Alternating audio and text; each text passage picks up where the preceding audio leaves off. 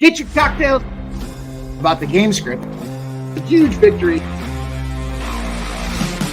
We get on these streams and we put our heads together. Get your balls, put them on the table. We are live.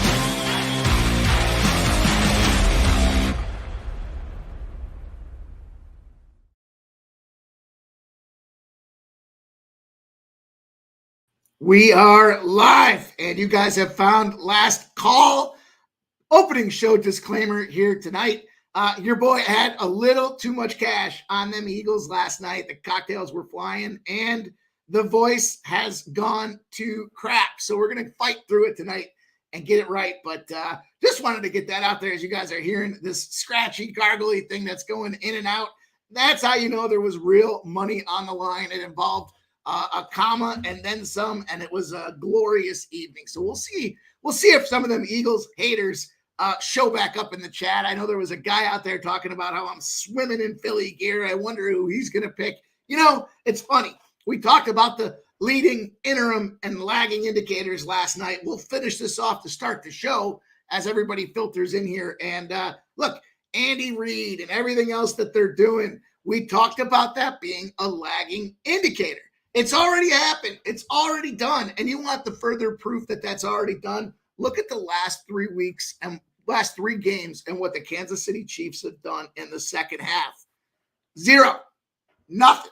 Not a damn thing. They've scored almost, I think, zero. I think it's literally 0 points in the second half of their last 3 games. You want to talk about this guy and how much he makes your adjustments? You're living in the past. Get bold. Get innovative.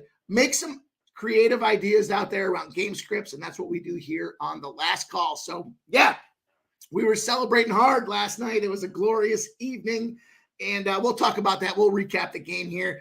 We don't have any NHL tonight, which is fine because it kind of bit us in the bottom side last night. We did continue the streak, though. We now have a 30-game win streak going when the team is at home as a dog with the St. Louis Blues coming in the next game. So we're now 30-0 in that spot, and we will continue to ride and monitor that trend throughout the rest of the season here as it continues to stay hot. You got to respect the O's. Those O's eventually will go, but not while we start making cash on them. So shout out to everybody that's in this chat as well. North Ender, JW, Ron Lofton, everybody showing up early. Justin, there he is. Says, I buy an MVS jersey. How about them Eagles? Yeah, that was a glorious drop there at the end. I mean, he put that thing right in his hands. That was a certified letter dropping right there. Needed a signature. He just couldn't sign off on the package. So unlucky charms, rough day yesterday. And not the greatest of days. I mean, the spots that I hit hard, but we got hit hard in a couple spots as well. Stacks, there's our guy, Justin. He's got the Pacers +4, the Stacks POD. I told you, our guy shot through that 500 margin. He is now over and confidently moving in the proper direction for all of us to get that cash. There's Leonard. Pimp slapped those Kansas City Chiefs last night. Ain't it great? You know, I jumped on the PSR stream at halftime, and I was saying +7.5, and then the guys were saying it went to 9.5, and I was like, money line, that son of a gun. Let's keep it rolling. Real Deal Prime. There we go, my guy. And then Andrew K. Great call on the Eagles. Pimpsterino. Thanks, man. I appreciate it. It was a lot of fun to watch that game. And, you know, we're going to put that behind us and move forward because that was yesterday. And today is a new day. So let's recap. I'm excited because we have 2 college football games. What I'm really excited about with these college football games is Maction is just about behind us here. Man, these games have been just garbage this year. And we got 2 more of them on deck tonight. So we'll talk a little bit about that. Then we're going to bring on our guy making his show debut. You know him from the sesh. He gets involved on Saturdays hosting the college football stream with Connor Mack. Miggity Mack. It's our guy, Dabby Cap. So I'm excited to have him come on. We were tossing some things back and forth earlier today, so I know he's got some great spots to share. And we'll jump into college basketball and then finish it off on the hardwood. We've got the in-season tournament going on. And quite a few positive prop spots here tonight that I'm excited to talk about. The sides themselves, I mean, there's a couple games there that look pretty good, but some of the props look freaking fantastic and great spots to parlay. So let's get into this thing here. Let's recap. Everyone's joining us here. 6 p.m. You guys know the deal. We're going to recap yesterday's business. and then we're going to get down to tonight's business. So do me the favor, especially coming in here with this hoarse voice of mine, do me the favor and hit the like button out there. I appreciate it. It does help me out a ton. I had to fight through it to make sure that we get you guys more opportunities to keep it rolling here. It's a short week, so I guess if I was going to celebrate too hard, best to do it when it was a short week here. Craig Ford says, I was suspect if your Philly call was homerism last night. Look, last thing I'll talk about with this game here. We talked about the leading, interim, and lagging indicators. Let me throw another one out there for everybody to pay attention to. I already looked at it to see how it's going to pay attention going forward. It's called the Manning cast. And if you're on the Manning cast, it's a Manning curse. Take a look at who was on the show last week. It was his bye week. It was Patrick Mahomes. I wanted to mention that so bad, and I just slipped my mind as far as why that made a ton of sense. And hey, look, if you're going to keep track, the only current athlete that was on the Manning cast this week, Caitlin Clark, she plays for college basketball in the state of Iowa. So she's an Iowa college basketball player, and she's playing, I think it's Thursday. I wrote the game down, but anyhow, I'm going to keep my eyes on that one because you absolutely, it's not that they watch it, JW. It's that it's a curse. There's the absolute fade out there. And I know some guys don't believe in it, but I fucking believe in it. And it's coming through like a crazy. So that wasn't the only reason, obviously, with the team being the side. But we did cash that Philadelphia +3 spot. Nice little outright W. Shout out to our guy that dropped that pass. You know, Gafford, the rebound spot there. That was my favorite prop on the card. He got to 6, and I think it was like 4 right off the hop, but he just didn't get the job done. Denver, of course, the last-minute ad as well. Denver first half -4.5, no good. Denver -8, no good. But the Heat first half got there. New Orleans Pelicanos got there for us. And the Minnesota Timberwolves got there for us as well. So nice little spot there. And then how about this? We talked about this before. The idea behind taking a team on the money line, adding a player prop to it, and then finding a way to get that turning into plus money. So, Golden State coupled with Klay Thompson, 15 points plus 120 spot. Hey, T, can you do me a favor and send Dabby Cab the link, please? I sent it to him, but I guess he says I don't know what he's got going on. He's backstage and can't be seen. I don't know. We'll figure it out. So Golden State plus Klay Thompson, 15 plus points, plus 120. Interesting spot there. Golden State did not cover the spread. So not only would you have lost at that -7, but you would have had to pay the juice. And we were able to come in there creatively, make that thing a plus 120 spot. It was plus 140 earlier in the day. So we'll take it. We'll cash it. We'll move on.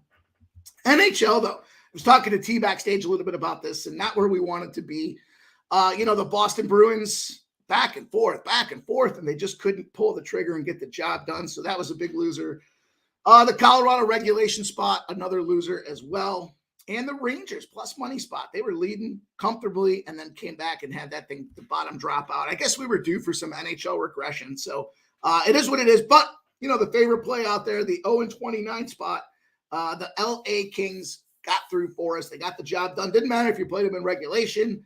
That was an even money spot, or if you took them on the money line itself, they comfortably got through and got the job done. And the last spot of the night there was Marquette, the over 141.5, and Marquette gets to, what was it, 140, I think was the final score. So that was definitely not where we wanted to finish off the card. It was a 6 and 7 day. So again, just kind of battling around neutral. The actual leans were much better, I think, for us here. That Sharks game that I was so close to pulling the trigger on. You guys saw me hemming and hawing on the screen about it. Under 6.5 got there easy, no sweat. McDaniels over 9.5 point prop did not get there. The Heat won the game.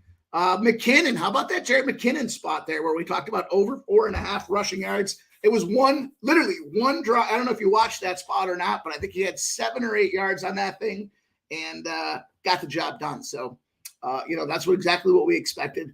And then Zacchaeus there, the tight or the wide receiver that we took the big score on, didn't get it done. But Jalen Hurts over 8.5 rushing attempts. I think he finished at 9 or 10, so he got that done. And it was a 4 and 2 day on some of the other looks that we had as well. So all in all, we're going to put that bow on that thing. We're going to put it behind us, and we're going to try to get a big winning night tonight. All in all, on the show, we're up 21.5 units. So we're still moving comfortably in the right direction. And that's the thing. We're going to play this volume game. We're going to try to find these spots to cook them, and we're just going to try not to give it back, on the off days. And so I think that's pretty much where we got there yesterday. But let's jump into this thing. I'm excited. We got our guy backstage ready to rock and roll. I don't want to keep my nice too long because I certainly give him a heck of a time when he does the same to me. So let's get this thing rolling. First, we're going to talk about here is college football. And again, we've got 2 games in the MAC to kind of break down for you guys. I'm just going to move quickly here. I got to, the voice thing is what it is. I want to share the plays with you guys, and I've got some angles and trends to share with you as well. I want to give you the splits, but I want to make sure that we that I can finish talking so that we can do it again tomorrow. Bowling Green, Western Michigan's the first game on the card here. Bowling Green opened at -2.5. It sits at -2.5, and we had 76% of the bets and 60% of the cash on Bowling Green. As far as the line and the total opened at 53.5. It's taken 38% of the bets, but 81% of the cash on the under, pumping that number down. It's gone from 53.5 down to 51.5. So bigger money's coming in on that under, and it is certainly being supported as you look across kind of the books out there in Vegas. And I had a tough time with this one. Originally, I looked at the Bowling Green money line. Bowling Green, as far as their motivation spot, they're trying for their 7th win out there. But I just don't know how this is going to work out. I mean, Western Michigan struggled over the last couple of weeks. They're just not stopping the run. And, that's the thing that Bowling Green does really well. So they're definitely a run-oriented team out there. And, Western Michigan's ranking in the bottom 10 in the group of 5 programs in stuff rate, line yards, rush success, and power success. So they're not good at stopping the run. But ultimately what kind of gave me some pause was Bowling Green 0-8 against the spread when they're a favorite and the total's at least 51. So we're flirting around that number not being a factor because it is 51.5. But that 0-8 spot against the spread, it's a marginal number. I was going to go to the money line. Then I started thinking to myself, how many times have we all been there where we take that money line trying to kind of just say, forget those numbers, forget that spread, and then it ends up losing anyway. So I hated to end up passing on it. But at the end of the day, I looked at it and said, I do think, Bowling Green, better tackling team, better defensive team, better running team, but it's marginal because they're better in terms of playing against the MAC schools. And I just don't know that there's enough of an edge for us on that spot to get there. So I do lean to Bowling Green, but I do have a play. I do have an official play in college basketball or college football tonight. So again, Bowling Green is just a lean for me tonight, but I did end up with a teaser, and it's going to involve the over in this game. I know the numbers, are pushing on this under, but check this out. Home dogs after an away loss and their opponent's a dog are 49-23 to the over. If you put this thing in a teaser, it moves to 53-20 in the teaser. So 73% win success. I know the steam's pushing that thing under. I like it because the win margin was 6.4. If we take that 6 away, it gives us 12, and the numbers move 2 points from the original. Means we're almost at 2 touchdowns to our favor on this over. So the first leg of the parlay for me, or the teaser, is going to be the over. We'll flip to the next game, and we'll talk a little bit about this one as well. Again, 7 o'clock start, so I wanted to give you guys them early looks on these things here to try to keep it rolling. And as we look at this Eastern Michigan game, Eastern Michigan, Buffalo, the number opened at +8. We're down to 6s, 66% of the bets and 88% of the cash on Eastern Michigan. The total opened at 40.5. It's dropped to 37.5. We had 66% of the bets and 92% of the cash on this under. So I think that makes sense. These teams suck. They just bottom line. I mean, there's no way to sugarcoat it. Eastern Michigan, a team that struggles on offense. They haven't done really squat in the last couple of weeks, or really all season for that matter. They are a 5-6 team, but on the other side of things, Buffalo is sitting there at 3-8. Now it is Buffalo. It's senior night. It's a big deal in Buffalo. I got it. But the pulse of Buffalo is not very excited about Buffalo Bulls football, basketball. At least they had the situation in years past where the men's and women's basketball teams were relevant. But ever since Nate Oates left and went down to Alabama, they just haven't really cared. It doesn't seem like their team's been able to do much of anything here. Buffalo losses against Miami, Ohio, 23-10. Loss against Ohio, 20-10. Loss against Toledo, 31-13. The thing that they have in common with all those losses is the under. So I certainly can support that, but it's getting low. I mean, it's down to 37 points is a low number, one of the lowest in action I think I've seen in the last 3 seasons. On the flip side of things, Eastern Michigan, they beat Akron 30-27, but they lost 49-23 to Toledo. They lost 45-21 to Western Michigan, and they lost 20-13 to NIU. So tough spots when it comes to the end of the day with, looking at either one of these teams. But I did want to dump this into this teaser, because if you give me this 11.5 points, the one thing I looked at here is trying to find these teams' motivation spots. And you got a team that's 5-6 in Eastern Michigan. What's on the horizon for them? Bowl eligibility. So we have a team that should be motivated by getting into the bowl game. This is their last real chance to get it. It's their last hurrah, so to speak, in terms of trying to go out there with a MAC opponent that they are capable of and should confidently handle. They're getting those points. It moves it up to 11.5 in the teaser. And then on the other side of things, as I mentioned earlier, we have a 73% opportunity with that Bowling Green over 45.5. So the teaser for me, official college football spot here tonight, Eastern Michigan plus 11.5 and Bowling Green over 45.5. That's going to be the official CFB action tonight, and the only CFB action tonight. Like I said, I just wasn't enamored by this card. So let's keep it rolling. Let's see what's going on here. We got our guy backstage. We'll bring him on momentarily. Justin says, I'm feeling my new 1-year badge. Kind of makes me feel like a boss. Gagnon says, my liquor is yellow. Okay, let's go. Yellow, brown, clear, whatever. It doesn't matter. We don't discriminate. JPZ, what said that's what? Yeah, man, my voice is dying right now. So I'm trying to make sure we get it done for you guys here. Gagnon. Markel, appreciate Markel dropping in. How about them Kings last night? That was a great win, man. We're riding that train, 30-0 spot now for us, and feels good. Jag says, I live in Bowling Green, and I think this will be a letdown spot due to the blown ending in the Toledo game. Yeah, I definitely feel like teams end the way they start the way they kind of end, right? So that momentum, in my opinion, carries over.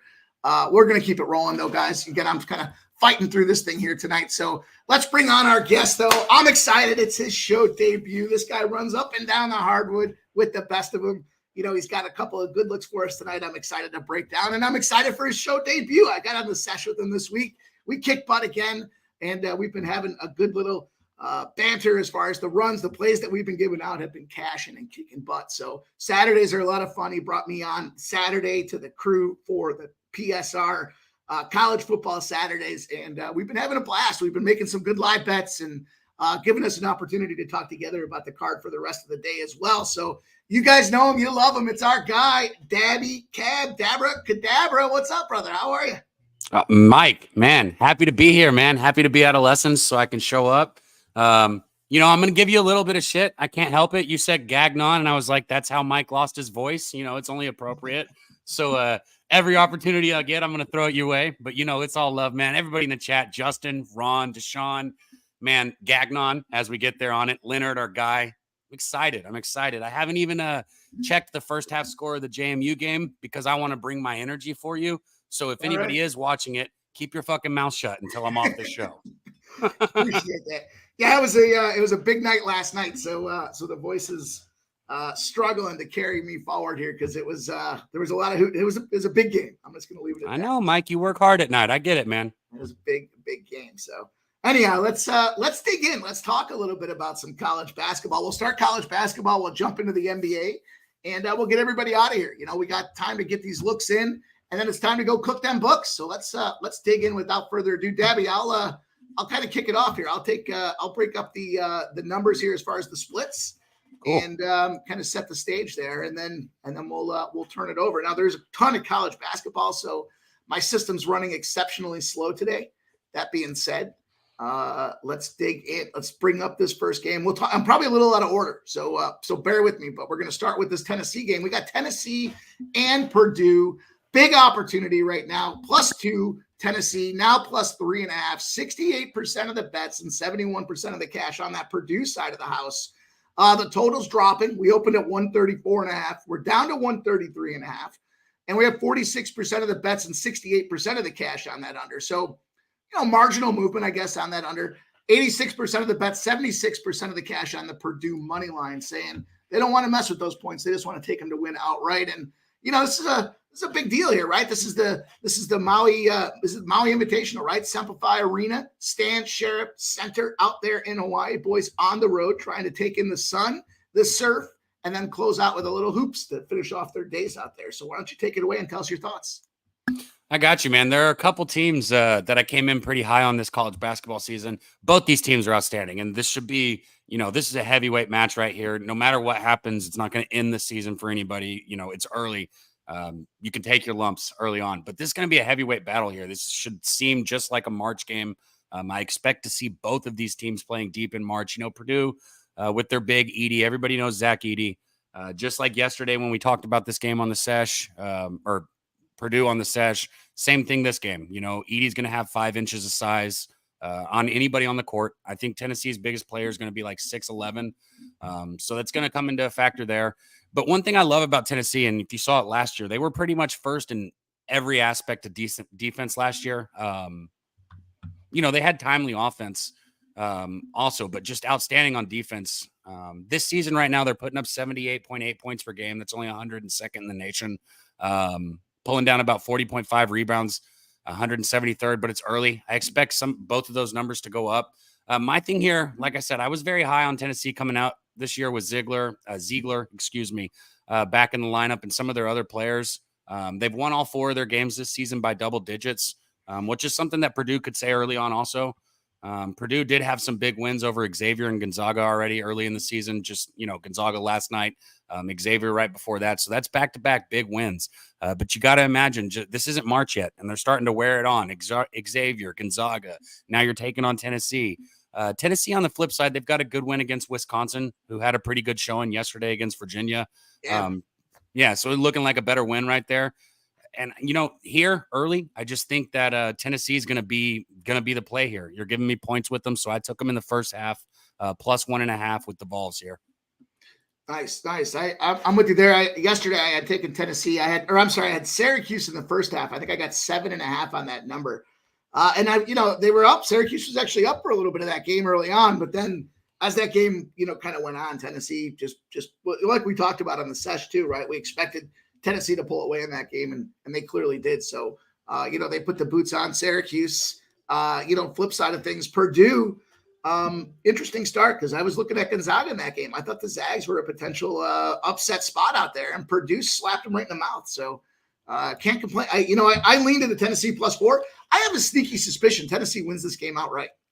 Call me crazy. Maybe I see it's +3.5 now is the number. I may end up getting there I see a +146 as a money line spot out there. I was kind of leaning that way, and I think I might take the chance there. And there's a couple other games that we'll talk about that I might take a chance on as well. But let's move on. We got Kansas. Marquette's going to be the next game that we talk about here. I might take that shot with you on that money line. I have them first half. I might take them full game also.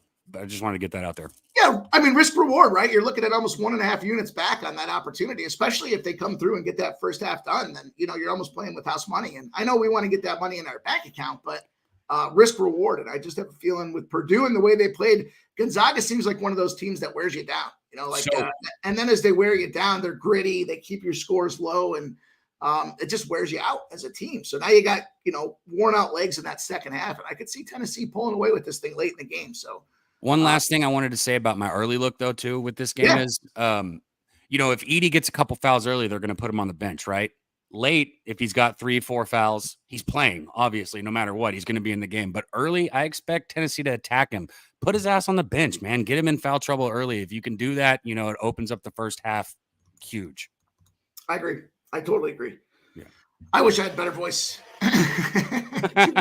Too much fun for me last night. Kansas and Marquette's going to be the next game that we talk about here. I love this game here. This should be. You know what? I wouldn't be surprised to see these guys in tournament play. This definitely has a feeling like an Elite Eight matchup or a Final Four type of matchup here. Kansas and Marquette. Kansas opens at -3.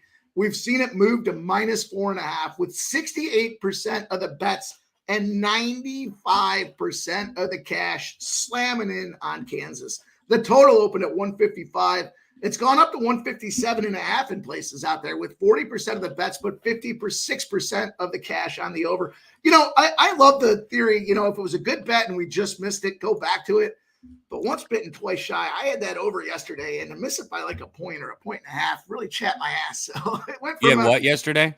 I had the Marquette game over. And it ended up, I was 141 because I missed the line movement. So I chased it down there, and it ended up, I think 140 was the final. So to get a 140, I don't want to go back to it tonight. I'm going to leave that total alone, but I'm curious to hear your thoughts on this one here. Obviously, we're back out there in Honolulu. I love that you picked some big games, some big marquee games that are going to be on TV to take a look at. So the floor is yours, my guy. What's your thoughts on this game? Yeah, one thing, people can give me a little shit about my volume, but what they can't give me shit about is the games that I attack in college basketball. Because I attack the biggest and the best, and that's where I find my angles. And, everybody has their own opinion, and I get it. I hear people saying, hey, the smaller schools are where the money is, blah, blah, blah. Yeah, well, do your thing. I'm going to do my thing, and I'm going to cash these fucking tickets on these big games here. So Kansas and Marquette, Marquette's got to consider themselves fortunate to have escaped UCLA in that game in the quarterfinals. They missed 8 straight free throw attempts. Shout out to our guy. Was it Nate in the chat? Was it Nasty Nate? I think it was Nasty Nate hitting the free throws just a second ago. If it was somebody else, my bad. But he's saying they can't hit a free throw. Yeah, they missed 8 in a row. They hit less than 33% of their three-point attempts, which is just horrible. If they hit just a few shots there, I think they, maybe make a couple of those shots towards the end of regulation for UCLA. UCLA wins that game. But UCLA's thing, they were absolutely anemic at shooting beyond the arc also. Could not hit anything to save their life, right? And now you're taking on this Kansas team that is number 1 in the country, and they're rightfully so number 1 in the country. I know sometimes, we see these rankings, and yeah, it's early. They could lose. Things are going to change. I get it. But this is a very, very good Kansas basketball team. Dickerson, the transfer over from Michigan, everybody knows he's the centerpiece of this team now. But then you got people like McCullough Jr. around him who looked absolutely outstanding, posting his second consecutive triple-double in their last victory. This team is complete. Bill Self has this team rolling on all cylinders. I got the Jayhawks here first half. I know that the money's on them. I got in early last night. I still like it. If you want to go full game with the 4.5, I like that also. I don't care how you bet this. You take the Jayhawks. The free throws and missing these free throws still ended up going over. I can't believe it. I still can't believe it. I clearly got burned on that one. I don't know. I want to go back to Marquette in this thing here. So I'm gonna end up staying off of this one because I see what you're saying with Kansas. I like Kansas having a quick start. Marquette seems to be starting slow this season. And then if you look at kind of who they're playing, who they're beating on. I mean, Marquette should be tournament ready, but a couple of their early starts there, they played NIU and Rider. When the pushes come to shove, yeah, they beat Illinois, but then, the battle with Mick Cronin's team at UCLA, tons of freshmen, international players. They had a ton of guys transfer out. It's almost a wholesale swap over at UCLA, and they only won by 2 when they were expecting a 6.5 point spread out there. So that definitely gives me pause for concern. On the flip side of things, Kansas, they're battle tested. They're ready to roll. I think it's a good spot for the Jayhawks too. You don't like going with 96% of the money, right? That's where you're at with this. I get it, and I know it. So, but this is where it's nice to we vary. One thing though that I will say is the line has moved because when I got in, and you joke with me, and people ask me about my first full game shit and all that. This game was simple, okay? Because when I bet it, the line was 3.5, and I got 1.5 for the first half. And so for me, you're giving me the better team with under a bucket, right? That's a key number for me. I want under a bucket. 1.5 is what I got with Kansas. Now it's sitting at 2.5. And the full game sitting at 4. So I think you can go either way. I was considering doubling up on this game. I think I'll save my double up for the Tennessee game just because I like you said, I don't want to double up on a 96% of the money game. So I'll stay first half here, but I'll probably be doubling up on Tennessee. And when it comes to that cash percentage there, that's where a lot of the trickery comes into play, right? It's the end of the game where you start to see that 96%, at least in my opinion, that 96% factor comes in. So I like breaking the game down. I do think Kansas has the ability to start this thing fast and dictate pace. And then you're going to put Marquette in a position to try to come back from behind.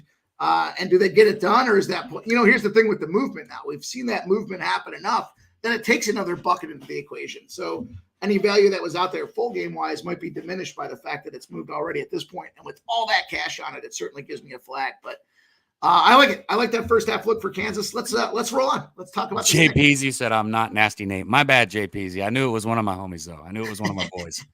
Hey, and shout out to our guy, Billy Briz. I see him out there. I know he's been moving. So he's moving himself back to the jersey and ready to rock. So we'll get him back up here and rolling. But he's got a couple thoughts here for us, too. He says, Kansas got to shoot better. He likes the full game. I see tired legs for Marquette late in this Kansas game. Literally played a D2 team yesterday. Yeah, that's a great look on it too. And there's Kelly. She says LJ prop over rebounds, Portland sharp. Billy Briz says missing his Tuesday last call. This is the one I was looking for. He's got an NBA prop for us. Keontae George over 16.5 points and assists. He's gone over 4 of his last 4 games in the starting lineup.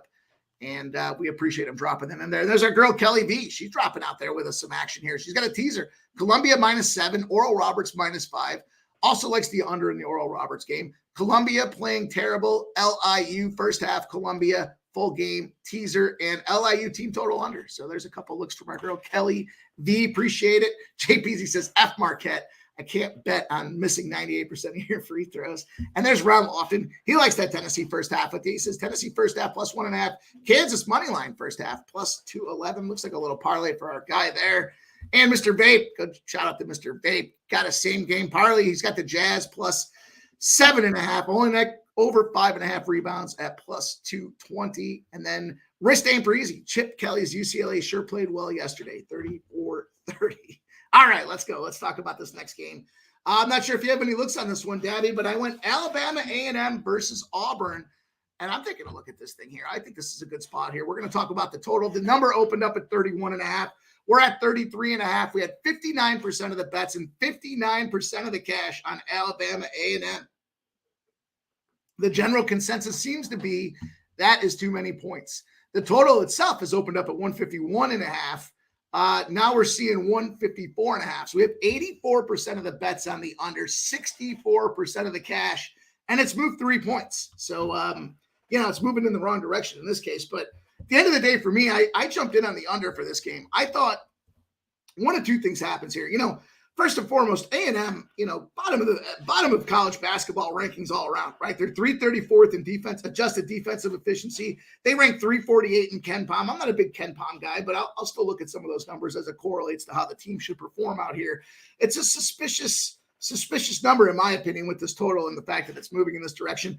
I think Auburn's capable of blowing these guys out. And the thing I think about with a blowout here is you start taking your players out, right? If you get blown out and that you're halfway through that second half, your key guys come off the court. Now you're putting your backups out there, your second stringers, your underclassmen out there. And I expect that slowing and that pace to turn down. Auburn's not a team that gets a lot of turnovers in their favor. So it's not like they're going to have fast breaks that go the other direction. Although they do like a fast break team. They do like to move quickly down the floor. But their opponents have placed long clock pounding drives out there. So it's like an 18-second average that their teams are. They're letting their opponents maximize the shot clock when it comes to trying to go out there and get the job done. So could I see it being a spot where Auburn blows them out but doesn't play defense? Auburn's defense ranks 250th in rebounding, 54th in offensive rebounding. So the offensive boards could be open for A&M to go out there and get some of those quick points or some of those rebound points. But I'm just looking at this thing saying, I think Auburn blows these guys out. I love this under spot for me. 154.5. Now you moved it 3 more points in the right direction for me. I'll take it and run with it. Any thoughts? I'll give you some thoughts. I think Auburn could score 90 or 100 points and this game could still go under. That's kind of what I was thinking too. Yeah, I'm going to say it again for me. I think Auburn could put up 90 or 100 points and this game could still go under. I genuinely do think that's what could happen here. On Auburn real quick, they got a lot of returning players, Broom coming back. He's been good early on this season. They just look good top to bottom. Pearl's got them playing well. So, yeah. Hey, we got 135 plus out there. Appreciate everybody dropping in here and sharing the screen with us tonight. Do me the favor and hit that like button if you haven't done so already on YouTube. If you're just joining, my voice is hoarse because of a significantly large win last night with those Philadelphia Eagles. Let's keep it rolling. Let's talk about the next spot. We're going to look at this college basketball card. I went to this UMBC Maryland game. UMBC Maryland spot tonight for us here. And I'm taking the points. I'm taking the points on the road, and I'll tell you a little bit about what I think about this road spot here. It's like 30 miles between these campuses? That's not really that big a road move. That's a gas the bus up and keep it running. We'll be back out of here. So now I see the number's 19.5. So there is a 19.5. We'll take that hook in our favor. 54% of the bets and 65% of the cash on the UMBC side of things here. I don't think this is a Maryland year. I know I was joking with you yesterday when I was talking about the Big Ten, and I said, I'm not a big fan of the Big Ten this year when it comes to their college hoops. Now, maybe as the season moves on and they get to conference play, it'll be a different story. But, Maryland's got losses to Villanova, UAB, Davidson, and Mount St. Mary's. They're not playing well right now. What are they, 1-4, I think, on the season? And on the flip side of things, UMBC stepped up game one of the season. They went out there and played Louisville to a 1-point loss. So I know a lot of people were on UMBC as the upset, remembering how they were as a tournament team out there. But, they played Loyola and Sacred Heart. But I think it says something when a team comes in the offseason, steps up game one to play a big competition game like they did against Louisville. And not just competitive, they almost won the damn thing. They're an incredibly strong three-point shooting team, and I think that's the Achilles heel for Maryland. I don't think Maryland's a good shot from a defensive rebounding perspective. You got a UMBC team who's 3-2. That's Maryland's that 1-3. With I think, a mismatch in the way these two teams play. One team says, hey, we're ready to roll this season, and you're going to give me 19.5 points on that spot. I know that the cash is on the UMBC side, and they're moving it up the ladder, but I just think that's a sheer fear factor that, we don't know what kind of Jekyll and Hyde we're going to see out of Maryland. They were getting 6.5 points against Villanova. They got blown out. I talked about that UAB game. They were laying 5.5. They lost outright. Not a good year for Maryland, in my opinion, here. So give me that 19.5 with UMBC. I also suspect that because it's a close campus situation between these two schools, you're going to get a lot of folks traveling. It's a short week, right? So a lot of these kids have gone back home from a college perspective, which is going to negate potentially the home field or home court advantage that Maryland has. And because it's such a short travel spot, those kids that came locally to UMBC are going to put the gas in the car and take a road trip. It's only 30 miles away. Why wouldn't you? Thoughts? I wouldn't be all kumbaya. That's it. And I talked about maybe adding bets here. This would be one I'd consider adding. They played well. They put up 94 points against Loyola. That was enough for a 15-point victory there. They were led by Kadarius Smith. He put up 18 points and 4 rebounds. Then they also had Devin Sapp. He had a strong game. He had 18 points. This offense ranked 74th in the league. I think they're going to need to get out to a fast start early in this game. Kadarius Smith on the season, he's, averaging 16 points while shooting 64.2% from the field and 33.3% from behind the line. So he's kind of their guy. I don't think Maryland, kind of like you said, I don't like their offense. I think they're going to struggle here. I think they're going to struggle all season. I'm not saying Maryland loses this game, but I'm not saying that they don't. Like 19.5 points is way too much. So yeah, I like it. I see. I want that cat says so. Money line plus 1,200. I mean, that's what I'm not saying that Maryland wins this game, or doesn't win, because obviously as a 19.5 point favorite, they should. But this game's going to be, I think this game's going to be a little bit closer than what people would expect to see if they don't really look at, college basketball much.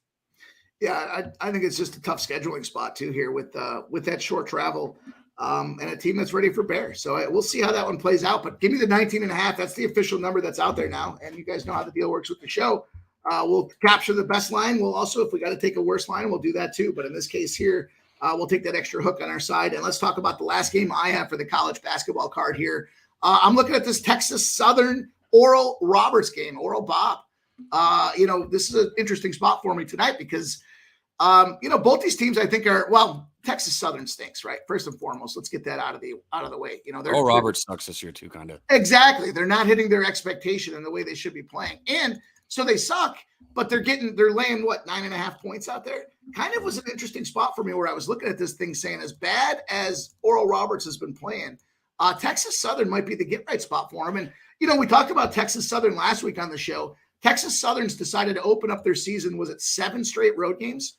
And they're right smack dab in the middle of this thing. So they were traveling across the, the American Southwest there with the New Mexico, Arizona State games. Then they kind of took that trip out east, and they had a couple of spots out there. Now they're kind of back to middle America. So this is a not just a couple of days here and a couple of days there, but look at the miles. They're going to end up having a full loop in the country by the time their road trip's over here to start the season off. And that's got to wear on you. Also, they're not getting anywhere near covering the spreads, right? So they were getting 31.5 against Creighton, 31.5 against Creighton. They lost by 32. So, I guess they kind of technically almost covered that spread, but it was 31.5 points. Shit, it would have taken 40 for them to get that cover. Then you look at the game they had against Virginia. Laying 22.5 as Virginia. They come out and they beat them by 29 points. The positive spot they had there was against Arizona State where they were getting 14, but we've seen this Arizona State team's not exactly what everybody kind of was expecting them to be. And then they got whooped by New Mexico, 92-55 on a 17.5-point spread. Flip side of things, Oral Roberts coming off a cover against Texas A&M. Yeah, they didn't do so great against, the rest of their opponents out there, but they, playing a UT Arlington team, playing a Missouri State team. I mean, there's Missouri State teams 4-1 on the season right now. So as bad as they've been performing, that number kind of had my eyes pop open and say, I think this is a spot where, is it going to be too many points? I guess we'll kind of come to see what it looks like at the end of the day here, but I'm just not a big Texas Southern fan. I think there's too much travel for this team. They're about 2/3 of the way through their road trip, and that's just got to be wearing on these guys, their legs. They're sleeping on the road. Oh, and by the way, they got to try to somehow manage schoolwork in that process. Now, I know they've got the break here and everything else that goes into that, but that's a long time to be away from your friends and your family when all your friends are going back home off the break to enjoy their Thanksgiving recess here and their winter breaks. You're still stuck in the mud, literally on the road somewhere in middle America, trying to come out and find a way to cover a spot against an Oral Bob team that's pissed. I don't think they're happy with the way their season started. And I'm going to take that 10 points. I'm going to lay that 10. Let me just make sure that's the best number that's out there. I see 10 out there right now. -10, -108 for me. DraftKings Sportsbook is going to be the number I take. No, I'm glad that's where it ended because look, both these teams have struggled, but without question, Oral Roberts possesses a more balanced and efficient offensive game than the Texas Southern Tigers. I mean, it's not. Both of these teams suck, but I still think that Oral Roberts is on another field here in this. I would only lay it with Oral Roberts, or I'd stay the fuck away from it.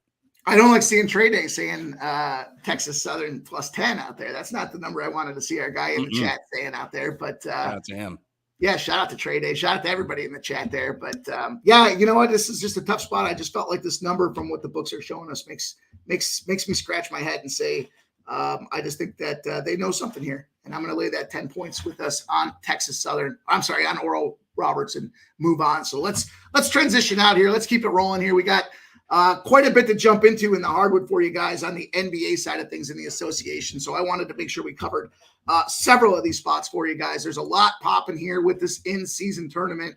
And you know what? It's starting to become pretty cool. I know some guys have been hating on the courts and stuff like that, but I like it, man. Give me something different to look at. Change the product up a little bit. The NBA's been around forever, and it got stale. And I think they've got a little something going on here now where some of these games matter. And what a way to make them matter than to have some teams that are in some buyout positions or some closeout positions, right? So, as an example with this Toronto-Orlando game, what a spot here we've got. We've got, Toronto losing their only in-season tournament game to the Celtics, but also what matters in these games, differential. So you got to go out there and kick the shit out of your opponent. I love it. I love what they're doing with this thing here. Toronto, we opened this line at +2.5. We're down to 2. We have 39% of the bets and 64% of the cash on Toronto. And then as far as the total is concerned, it opened at 216, and that's pretty much where it stays. It's about a frozen line. 54% of the bets and 93% of the cash on that under. And look, short and sweet and to the point for me here. I just think that Toronto's in a spot where their motivation factor is, look, we lost our in-play game to the Celtics already. It was a tight game, so that's going to kind of work to their favor if they can figure out a way to get this thing done. And as a 2-point dog, I just think that this is an opportunity for them to come out and get the job done. If you look at Orlando, big win there against Indiana. But I think that the Raptors are just a better team than Orlando. Orlando's definitely full of youth. We know we've talked about some of their opportunities and how they've played the game, but they've also fallen on their face in a few spots. And I think that happens with a young team out here. Now, Banchero's been killing it. We know that. Wagner's been out there doing great as well. But don't sleep on guys like Siakam and Barnes, right? Barnes has been kind of the one-man crew out there for Toronto. And now some of the rest of the team starting to kind of come in there and pick up the pieces for them. But, I looked at a couple spots here additionally that I'm not going to jump into from a prop perspective. But, Orlando allows the 7th most points to point guards. Schroeder should have a night tonight. Also, Orlando allows the 9th most rebounds to centers, and that means Podol should have a night tonight as well. So if you put those pieces together and you got a team that lets a point guard get a ton of points, that's Schroeder. We know that we've seen a ton out of Barnes and getting the job done, and you're letting a lot of rebounds up to centers, 9th most in the NBA, and Podol. That's a bad recipe, in my opinion, for a team in, the Orlando Magic. I get that they're home, but 2 points is the number I see right now. I'm locking it down. I'm taking the dog at the +2. Any thoughts? Yeah, I was just going to throw a little bit out there on this one. You know, Orlando hasn't played many games at home. 3-1 on the record on the games they have played. They got the loss to the Mavs. They got that win against the Lakers. They've covered in 3 of their 4 home games. But on the season, only averaging 109.4 points per game, putting them 26th. It's just their defense that propels them to wins, is what I was getting at with the Magic here. I would kind of lean towards the under in this game. I don't have a bet on it, but if I was going somewhere, it would probably be the under. You know, the Raptors not very efficient on the offensive end either. 27th in 3-point shooting. Also rely on defense to win games. You just got two teams that rely on defense here. I would just look under. Yeah, look at Kelly D in the chat there, kind of lining that up for you too. The Toronto-Orlando series, 14-1 to the under. So interesting. A lot of cash coming in at the frozen line. Kind of has my eyes popped on it, but you know, Toronto's not a team that wants to go out there and blow teams out. They might need to for the play-in tournament, but it just seems like Toronto's in a lot of close games, and you know that lends the defense here. So I like the Toronto side at +2. I wouldn't be mad at anybody that wants to go on the money line as well, but for show purposes, we'll go to the 2, and let's move on to this next game. Right-hand side, you guys will see we got a breakdown, or we got a spot in every one of the games tonight, so we'll keep it rolling for you guys, keeping a brisk pace, keeping things moving. Let's talk about this Pacers game tonight. Geez, look at the total on this thing. I mean, can you believe it? I think this is the highest total on the season that we've seen out there. The Pacers opened up at +4.5, and they've taken some cash. They're down to +4, so there's even 3.5s out there. 75% of the bets, but only 36% of the cash on the Pacers. So despite the public being on the Pacers, that line is starting to drop with sharp money coming in on that Atlanta Hawks side of things. The total opened at 250, 252.5, and on its way up, there's 253.5s out there. 69% of the bets and 86% of the cash on that over. The interesting stat that I was able to dig up on this thing is we've seen, I think this is the 3rd game that's been over 249.5 this season. Every one of those games has gone over that number. So a high number doesn't just indicate an automatic play on the low spot of things. There we go. Pub Sports, that must be our guy T back there. It says highest NBA total since 1995. Yeah, you know what? This is a spot here. I see the chosen one says on the Pacers +4. Nate Dogg likes Indiana +4.5 as well. And you would expect them after that Orlando spot there to try to come back and rally here against Atlanta. You know, for me, I lean to the over. It's high for a reason, and I think that's the job that can get done here. But I went to 2 player props. They're plus money props too. And, you know, I talk to you guys all the time about players and their season averages. And when we can get around their season average at plus money spots, I want to take a shot at it. So I do think there's going to be action in this game. I did want to get a taste on it, but I didn't want to necessarily try to mess with the sides of the totals. For me, you'll see it on the screen there. I went to Halliburton. Over 12.5 assists is +112. And I got his over 3.5 threes at +135. He's hit these numbers, you know, pretty much all season. What's happened here is that Orlando game was kind of the blip on his radar, and they lost that game. So he knows he's got to come out there and do a better job. He's one of the best players in the league. And look at his double-double line. His double-double line is almost -400, suggesting he should get that done. But as a point guard, that's clearly a difficult situation. You don't see that every day. Where's he most likely to get the job done, in my opinion? Well, it comes down to you know, his assists. He certainly is a guy that's capable of chucking that ball around the court and getting open spaces and creating space for other players out there. And with the total being this high, you know, this is just a spot where I wanted to go out there and say that I think him as the leader coming off a bad game, it's a get right spot for him. You know, the Pacers, they give up a ton as well. And when it comes to points, right, they've seen a lot of points on the season. We know that they're a fast-paced team that goes out there to get the job done, but you know, give me the assist spot at plus money. You know, I saw 11.5s out there at like -135s, but I'll bump that up to 12.5. I'm not scared of that extra point out there, that extra assist out there. And then, of course, as far as the threes being concerned at +135, I think it's just a straight motivation spot. If you look at some of the other numbers when it comes to the flip side of this game, and you start looking at some of these defensive spots out there, you know, as far as the defense is concerned, you know, Halliburton, Atlanta's allowing 6th most assists to point guards on the season in the NBA. They're also allowing 9th most threes to a point guard in the NBA. So again, players' averages plus money spots, that kind of intersects for me to be just good plays that I wanted to take advantage of. So just some player props for me in this game. How about you, Debbie? I'd be on the Pacers. Shout out to our guy Justin in the chat. He said it's his stacks play of the day. You know, I'd probably take the 3.5 with them, but I could see him even winning outright here. But I at least think they keep it within a possession if they don't. Their offense is a little more efficient than Atlanta's. And scoring is the strength of both teams. That's why you got this total so high, obviously.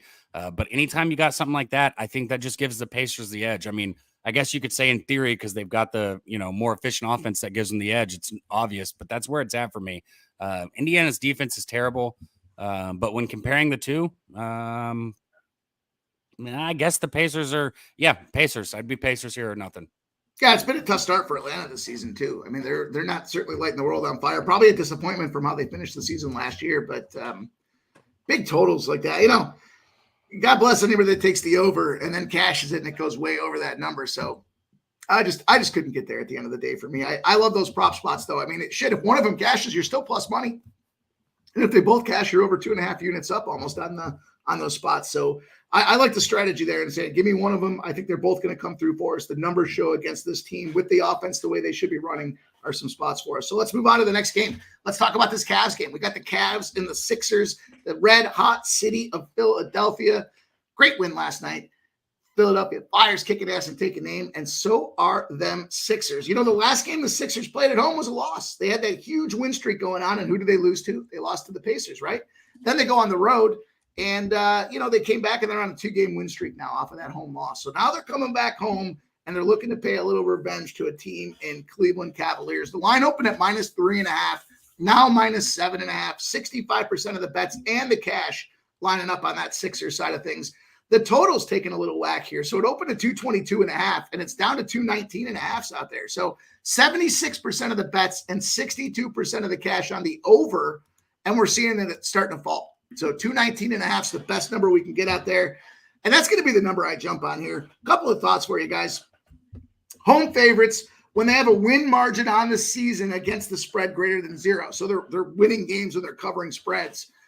When their opponent won as a home dog that previous game, 50-83 to the under. That's going under by almost 4 points out there. I know the number's moving up. It's interesting that the cash is coming in on the over, and they're pushing that number down. So I locked in 219.5, but I didn't stop there because I do have 2 player props that I liked as well. Again, plus money player props. I went pretty heavy on the player prop side tonight here, where we've kind of done 1 or 2 here or there. Tonight I really loaded up, I thought, and I know Dabby's got a few as well. The first one I went to was Tobias Harris. As far as the Cavaliers are concerned, they allow 5th most points to shoot strong forwards. 7th most 3-pointers in the NBA for Tobias Harris, over 1.5 threes at plus 140. Sign me up, lock me in. The other side of things was I looked at Mobley on the rebounding side of things to put the other jersey on for a second there. Over 9.5 rebounds at plus 110.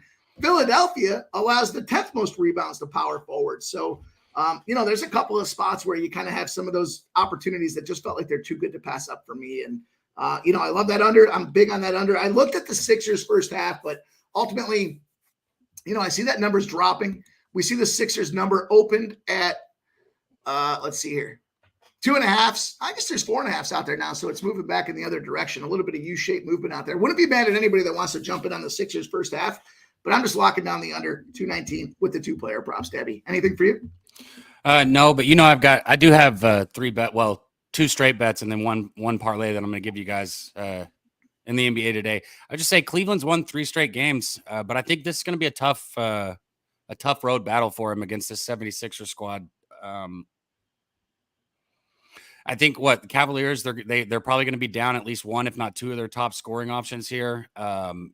You always got to pay attention to that fucking injury report with the NBA, but it is what it is. But yeah, I'd probably lean 76ers. I like it early here though. Like you said, I would go in the first half here with this one if I was going to take it. Yeah, that -4.5 seems like, maybe the legs get tired. Maybe there's a little fugazi that happens there towards the end, but let's move on. I know you got some action for us. So let's get to this next game here. We've got Portland and Phoenix, and interesting spot out here for us, with this game. I just didn't like what I saw. I mean, Phoenix is starting to get it together. It feels like to me, they're starting to see the benefits of the guys that they've got kind of in action out there and what they should have had. KD had probably his best game of the season, right? His last game. So we see the number open at 8.5. We got 42% of the bets, but 74% of the cash on that Portland Trailblazers side.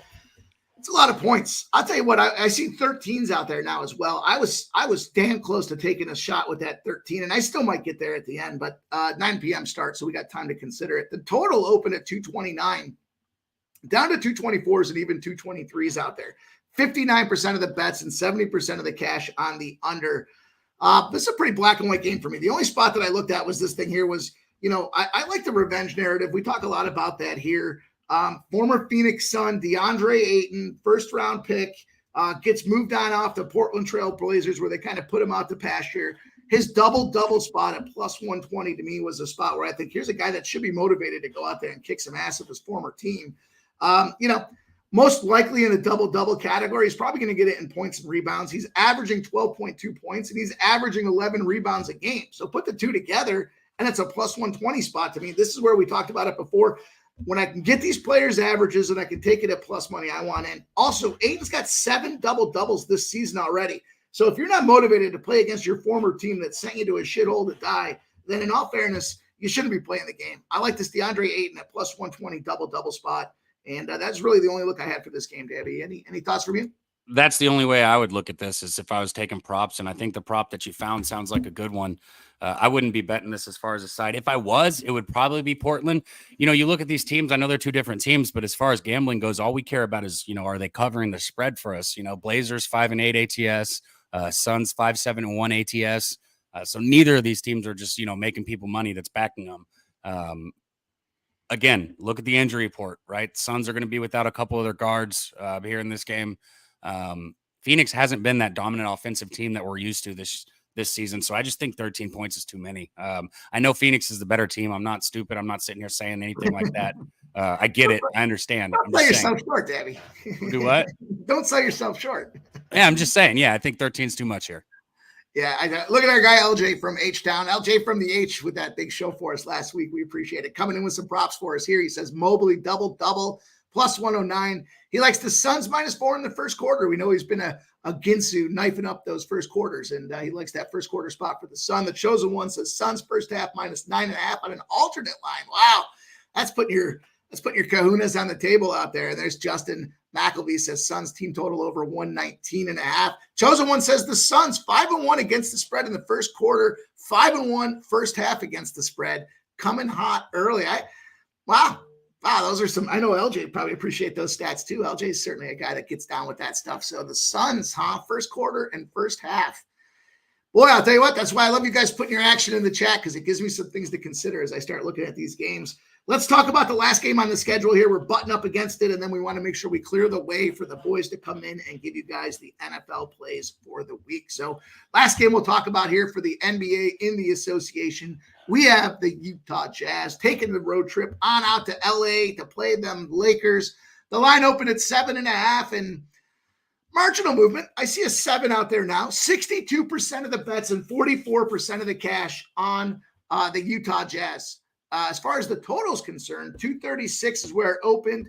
I see 238.5s out there. 52% of the bets and 90% of the cash on the over. Dabby, I know this is one of those spots where you say, how do I feel about the 90 pluses out there? I was leaning to this over. I think both these teams have a lot to play for when it comes to this play-in tournament right now. I know, shout out to our guy Billy Briz that talked about kind of the scenarios that these guys have to make to get things done. And I looked at it and thought, well, at first I was going to go to the Lakers first half. In fact, I had to go back to T and I was like, dude, change this up for me. Sometimes things change.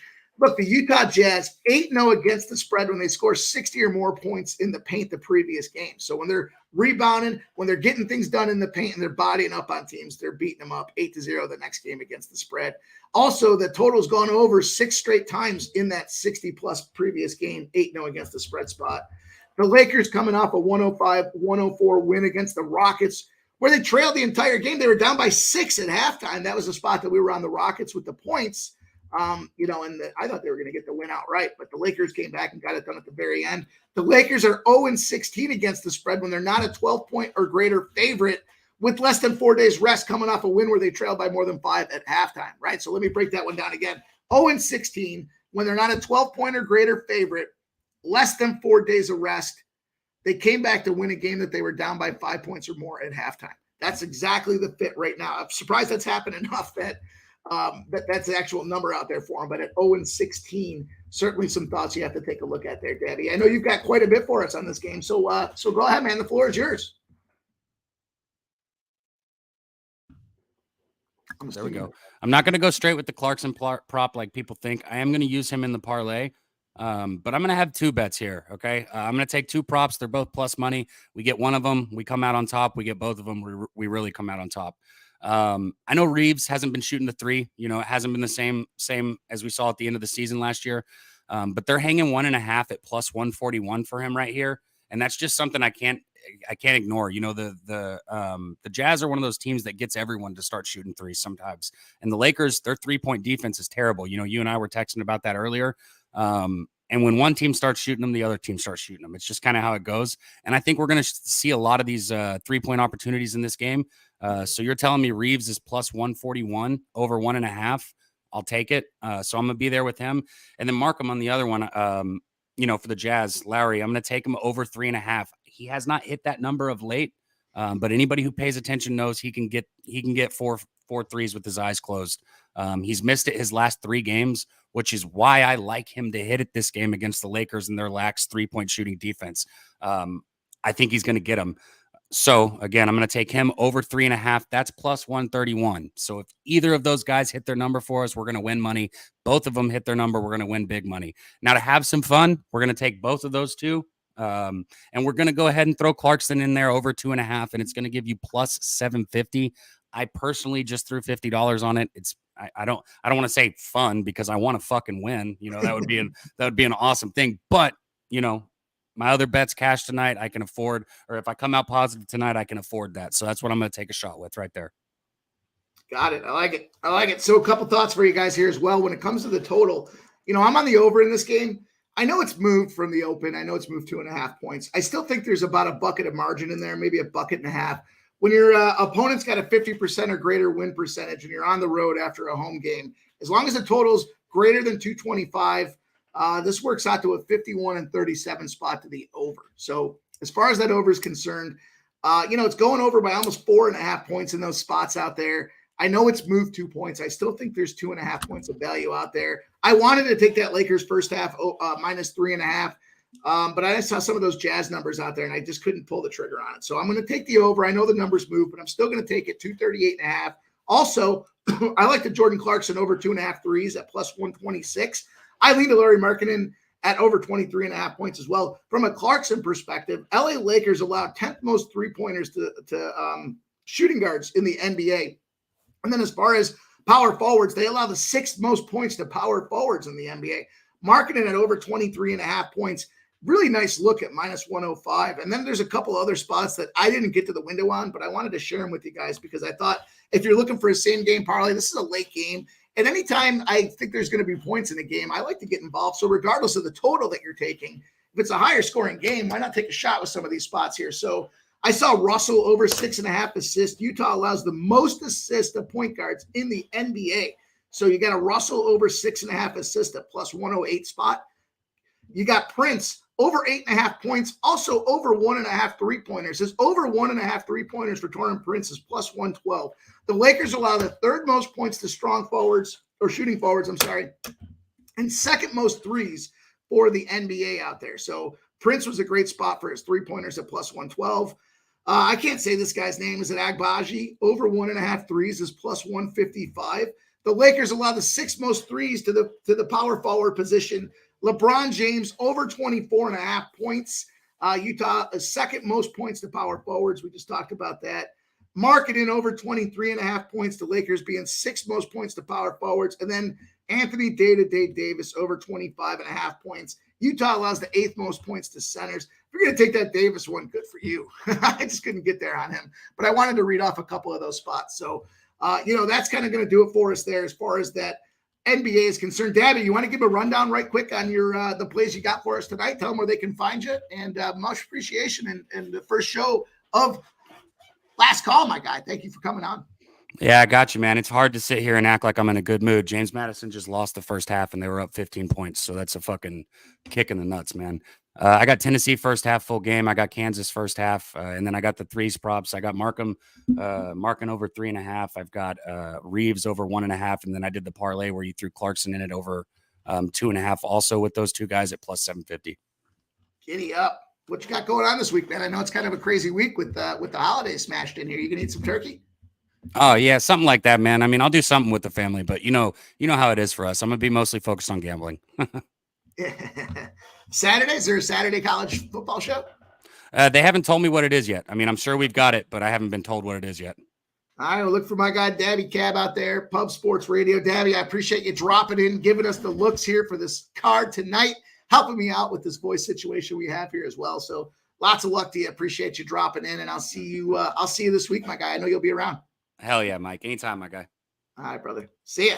I'll give you guys the rundown, and we'll get up out of here, close this show up, and put this bow on this puppy tonight. We got the teaser Eastern Michigan plus 11.5, Bowling Green over 45.5. I took the Auburn under 154.5 in college hoops. Also, a couple other looks on the hardwood out there. I've got UMBC plus 19.5 and Oral Bob at minus 10. NBA, I went with Toronto plus 2. Then we got into some of these props. I got Halliburton over 12.5 assists at plus 112. Halliburton over 3.5 threes at plus 135. The 76ers under 219.5. Tobias Harris over 1.5 threes at plus 140. Mobley over 9.5 rebounds at plus 110. And then I went with the Lakers over 238.5. I got the Jordan Clarkson over 2.5 threes at plus 126 as well. And a whole bunch of other looks for you guys. So let's get it done. I appreciate everybody dropping in tonight. Shout out to the producer extraordinaire T back there on the ones and twos, getting it tight and right for everybody, getting these graphics cleaned up too. I gave him a shit show today, telling him to make changes at the last minute, and he came through as he always does, guys. I appreciate you dealing with me and my voice. Too much fun last night. Had a ton of blast with you guys today as well. Appreciate everybody dropping their plays in the chat. I'd give you guys all the shout out here, but the voice is shot. Thank you for dropping in. Make sure you hit that thumbs up on YouTube if you haven't done so already. And I will see you guys again tomorrow. It'll be the last show of the week tomorrow. Last call. We got a 14-game NHL card. You know we've been kicking ass in the NHL. You don't want to miss it. I'll see you back here tomorrow. Same time, same place, 6 p.m. Last call, Pub Sports Radio. Shout out to everybody in the chat. Appreciate everybody dropping in tonight, man. Be good. Good luck in your bets.